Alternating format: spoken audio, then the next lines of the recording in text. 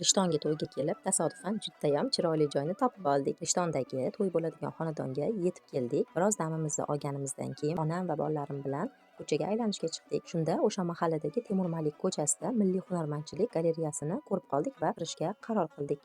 Ichkariga kirganimizdan keyin esa rostdan ham hayratda qoldim. Hamma joy qo'l mehnatlari bilan to'la, chiroyli naqshlar, milliy buyumlar, judayam nozik ishlangan ishlar ekan. Kamerada yetkazib berish qiyin, o'z ko'zingiz bilan ko'rish butunlay boshqacha bo'lar ekanda. Men shunaqa qo'l mehnatlarini juda ham yaxshi ko'raman. Bunaqa narsalarni ko'rsam vaqt qanaqa o'tganini ham bilmay qolaman. Lekin bolalarim ozgina xalaqit qildi. O'tga yosh bolalar bilan kirish kerak emas ekan, chunki bu narsani sindirib qo'yishmasin deb odam xavotir olar ekan. Siz ham qo'l mehnatlarini yaxshi ko'rasizmi? Menga o'xshab. Bolalarim biror narsani sindirib qo'yishmasin dedim-de, shuning uchun ularni ham qo'liga bittadan hushtak olib berib qo'ydik. Tezroq bu yerdan chiqib ketishimiz kerak edi, lekin ko'zimiz to'ymasdan bu qo'l mehnatlariga maza qilib aylanib galereyadan chiqdik. Siz Rishtonga borganmisiz yoki rishtonlikmisiz? Bu joy haqida bilarmidingiz? Kommentariyaga yozib qoldiring va bu videoni yaqinlaringizga ulashib qo'ying. Foydali ma'lumotlar va shunaqa iliq videolar uchun mani sahifamga obuna bo'ling.